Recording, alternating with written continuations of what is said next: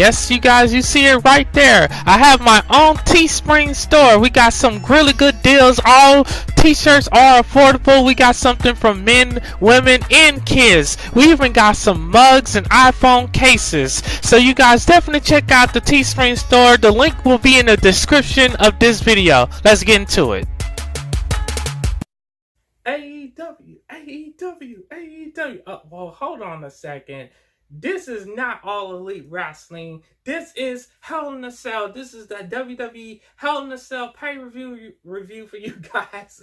And that ending definitely has me stuttering. I cannot believe how WWE had that show go off. And this is one of the things that I think you should never want if you're a wrestling promotion. You do not want your fans to go home, you don't want your show going off with fans chanting the rival wrestling promotion. You know, they have fans chanting AEW and restart the match. And I think you guys who watched the pay-per-view, you know what I'm talking about. And that is the main event for Hell in a Cell featuring the Fiend, Bray Wyatt, versus Seth Rollins. And first of all, we got to talk about the lighting of that match. It was red lights. Like, the ring lighting was red.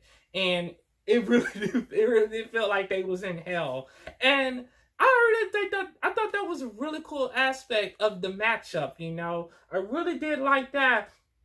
But what I didn't like was the ending. It's like, okay, you have Seth Rollins damn near destroy or kill Bray, the Fiend's character, and the ref's gonna call for a DQ. Like, when the hell has any Hell in a Cell matchup, especially the old school ones, they never had a DQ finish. So now all of a sudden WWE decides they want to create a DQ finish for a match where anything goes. Like, what kind of crap is that? Like, I don't get it. I do not understand that kind of booking. And you have the fans booing, and it's like, come on. You know, I understand they wanted to have the Fiend looking strong going out. I guess that was the plan for this. And I think they did, especially how he put the mandible claw on Seth Rollins at the end. He had him spitting out blood and everything. I thought that was a cool shot. But the ending made no sense. And now you got a bunch of fans that are upset. You got them booing you. You ended the show with fans booing your product, and they're saying AEW. And now they were saying restart the match. So, and here's what I think they're gonna do. They're probably gonna have the Fiend and Seth Rollins face each other at the Crown Jewel pay-per-view. That's probably what they're going to do. And I know a lot of people are not going to be happy about having to go and pay to see them fight again when the match should have never been ended that way tonight. You know, Seth Rollins, he did all of that. And another thing is, one thing that I thought was pretty interesting and cool was how Seth Rollins, he did all this damage to the Fiend, and he was kicking out at 1. Then he was kicking out at 2. And it was like, whoa. He even had to use the sledgehammer. And you know what? The how strong the Fiend was in this matchup, it reminds me of one of those really strong boss characters that you face in one of them RPG games like Final Fantasy. You throw all of your best attacks at that boss character, you know. And you do all this work to level up your character, and when you think that you have enough to beat that boss character, he still managed to kill you with one strike, one big move, and he destroys you. And that's kind of what the Fiend reminded me of tonight, that really tough RPG character, boss monster, that you just cannot kill for no reason. And I really like that aspect. They booked the Fiend strong in that regard, but they should have never had the ending the way that they did. So now they're going to really have to explain how this was, because it's like, come on. If he did all of this, then he should have pinned the Fiend. You know, Seth Rollins should have pinned him, and that should have been the end of the match. But anyways, yeah, WWE got some explaining to do. They got some fixing to do. And I think what they're going to do is they're going to have these two face each other at Crown Jewel. I don't see them giving this match away for free on a Raw. I really don't see them doing that. And who knows what they're going to do? They may even vacate the Universal title. Who knows how this can go? I want to know you guys' thoughts in the comment section below this video. Honestly, that's what I'm thinking. They're going to have them face each other at Crown Jewel. But anyways... And then we had, now the show started off really good. We had Becky Lynch versus Sasha Banks inside the Hell in a Cell for the Raw Women's title. That was a pretty darn good matchup, you know. They beat the hell out of each other. They were very creative in how they utilized the weapons within the Hell in a Cell structure. And I like how Sasha started the match where she threw Becky outside of the cell. And that was really cool. And, you know, Becky won. And I was talking with my friend Ricky today, and we was, you know, while that match was going on, and we was talking about how we don't think Sasha's gonna win right now, and Becky's still hot as the Raw Women's Champion, so I can understand her winning this. You know, you can still make some money with Becky Lynch right now, and I think she should at least keep the belt until next year. Then you have her drop it to Sasha Banks. You know, I got a feeling that this is not the last we've seen of Sasha Banks. You know, Becky, she earned that victory here tonight. She earned a lot of the fans' respect. I was okay with that finish. Now, I go on the internet and, you know, some people are complaining about what they've done with Asuka and Kairi Sane because, you guys, we haven't seen them on WWE programming. So tonight they have them in a tag team title match against Alexa Bliss and Nicki Cross, and basically they had Asuka get the win for her and Kairi Sane, and she used the mist that, you know, guys like Kabuki and the Great Muta, they all use that mist to win big high profile matchups, and I was okay with it. And yes, Asuka won in the heel way, but at the end of the day, it doesn't matter because now she's on TV.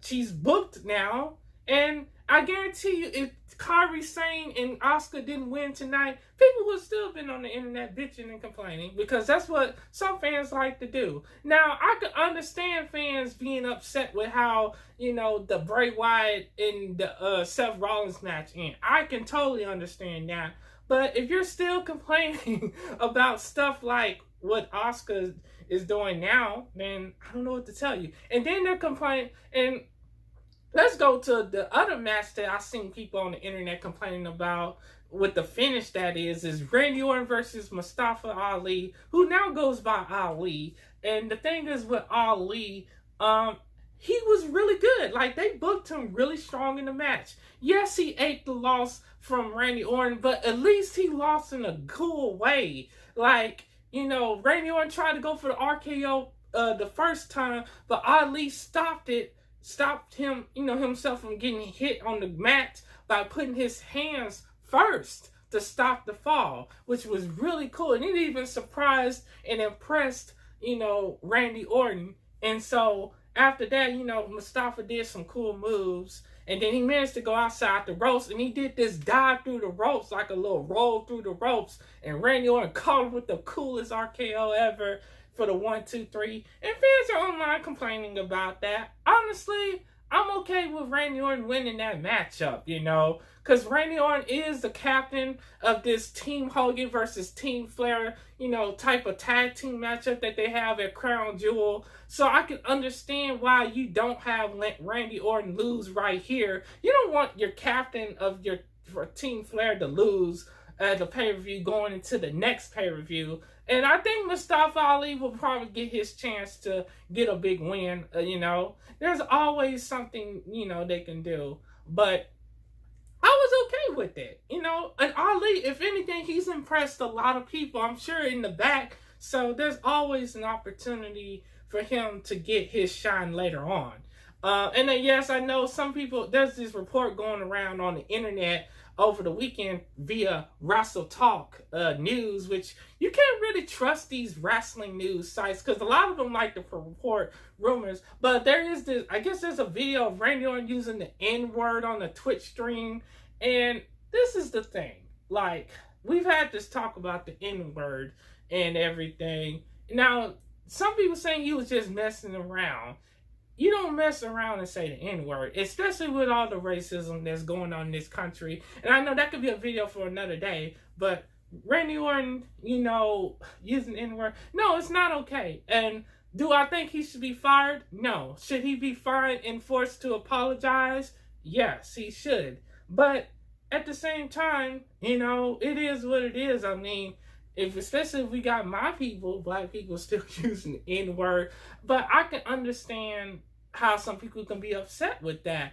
I don't think that it makes Randy Orton a racist. We don't know Randy Orton. We don't know him personally. We don't know what could have provoked him to say that. Because a lot of times we have to hear both sides of the story, you know. But was he in the wrong for saying it? Yes. But I would like to hear his side of the story too before, you know, getting a final verdict. But if I had to, I would say you find him and you make him apologize. You make him do a video, not just a tweet. You make him do a video to apologize to the black community and, you know, or whoever it made that, you know, offended him. Me personally, you know, if you see a white person using the N-word nowadays, it's usually not in a good light and it's not right. And that's just the way it is. But anyways, that's done. Now, let's talk about Roman Reigns and Daniel Bryan versus Luke Harper. That was a pretty cool matchup. You know, Roman Reigns and Daniel Bryan, they got the win with this impressive tag team like maneuvers at the end, and I really think they work well with each other. Who knows where this might go? We might see them team up to get the tag team titles. I could see that as a possibility going forward. But you know, I guess time will tell. And so yeah, I'm okay with Daniel Bryan and Roman Reigns getting the win here tonight, because they made Eric Rowan and Luke Harper look really strong going into this matchup, and it made sense for Roman Reigns and Daniel Bryan to get the win there. Oh, and you know, we got to talk about Charlotte Flair versus Bayley. Charlotte Flair is now your 10-time SmackDown, or just women's champion in general. She's the 10-time La Champion, as Chris Jericho likes to say. She's the 10-time women's La Champion. And, woo, I had to let that one out. I know a lot of people are going to be salty about that, but you know what? It is what it is. We knew it was going to happen. Charlotte, honestly, this is what I think they should do. Now that Charlotte has beaten Bayley for that SmackDown Women's title, it's time to see some new women step up. It's time for WWE to bring some new women to the SmackDown and the Raw Women's roster. And I think you should bring some of them NXT people. I know my friend Ricky mentioned Toni Storm. I think Toni Storm will be the perfect choice to face off against Charlotte. I really would love to see that match happen, because Toni Storm has a lot to offer, and by just keeping her in the NXT UK brand, she's not going to go as many places there. She's not going to be able to make the most money that way, and she's not going to be able to get the most exposure that way. And I know a lot of people don't want to deal with that main roster schedule. It can be very, very hectic, but if anyone can deal with that, I think Toni Storm can handle that, you know. And I'm sure they got some more NXT people that we can see, you know, up there. I know Candice LeRae, she's really good.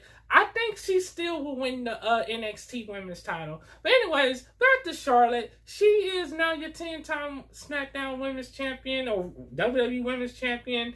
And you know what, you guys? I made a tweet on my Twitter at KOKen21. It's in my About Me section if you want to check out me on there. I made a tweet saying that Charlotte Flair will be 16-time Women's La Champion by her age 40. I really do believe she will be the Women's Champion by the 16-time Women's Champion by age 40. I can see it happening. I know it's going to happen. She's going to definitely be up there with her dad. And honestly, it is what it is. Charlotte is just as good as anybody on that main roster in terms of the women. And I'm cool with that, you know?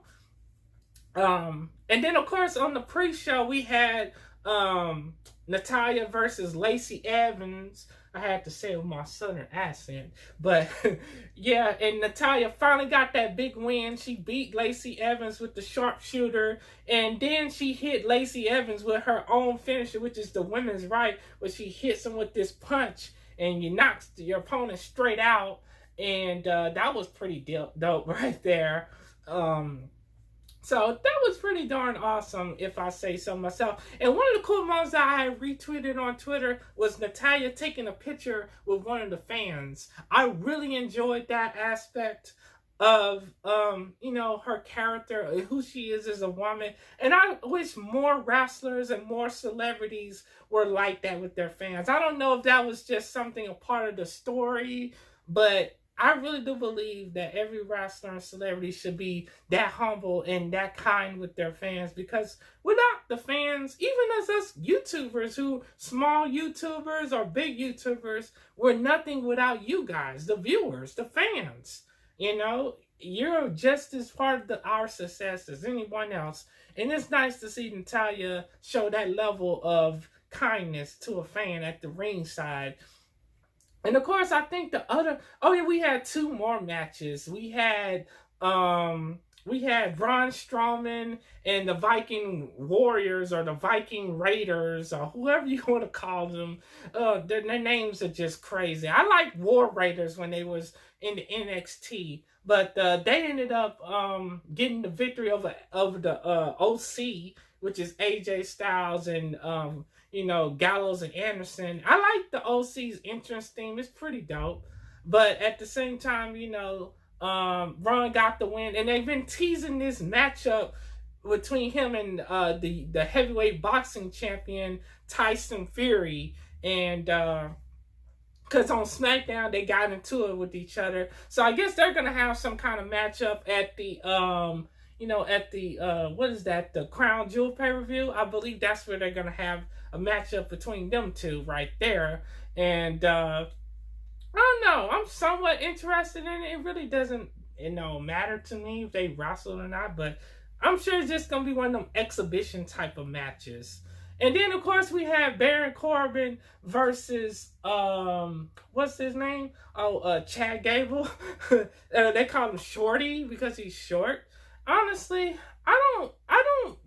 the thing with Chad Gable is I don't like that they had him cut his hair. He looks weird with his haircut like that. I think that he should have kept his long hair, but at the end of the day, I know he's just trying to get the TV time and he's trying to do what he can. And I hope he does make it, but you know, they had him, you know, he beat Baron Corbin, and of course, you know, at the end of the backstage segment, you know, he was walking to the back, and the female announcer or backstage interviewer, she called him Shorty. Then he was like, "Oh, you can call me Shorty. It doesn't matter because I'm the one who won." And then that's when Baron Corbin, aka King Corbin, he attacked him and he threw him through this locker room door or something. And yeah, so that was pretty interesting, I guess. I mean, we kind of knew King Corbin was going to win. We knew Baron Corbin was going to become the king of the ring. And honestly, it's good for his character. He's a natural heel. He's one of the few heels that get booed. And that's what you want. You want, as a bad guy character, you want to get booed. So, you know, whew. Well, I think that's all, you guys. I think I've covered this whole pay-per-view. If I missed anything, you all can comment in the comment section below, and we will gladly converse there. Make sure you check out the Teespring store to get you some cool merch. We got some new t-shirt designs on there. We got some, I'll leave the link in the description below, and you can go and check out the Beyond Wrestling shirt. You know, I got a new design for that. But anyways, I appreciate you all for watching and taking the time out of your night or day or morning or whatever it may be to watch my channel. Is like I said, this channel is nothing without you guys. Please like and share the videos. You know, watch a little of it and let me know what you think, because that's the only way my videos are going to rank, is if you guys actually participate. Hit that notification bell too, because, you know, you won't never know if I'm making anything if you don't subscribe. You don't subscribe or you don't hit the notification bell. And I just appreciate you guys. So stay tuned for more. We got the ASMR bedtime story coming up next week. We got some gaming. We got a Mortal Kombat live stream with the Terminator. And that will be Tuesday. I don't know what time, but it'll be Tuesday. But anyways, this is Giorgio, your friendly neighborhood YouTuber. And I will catch you in the comment section below on my social media or wherever you may see me. Who knows? I'll see you next time. Peace out.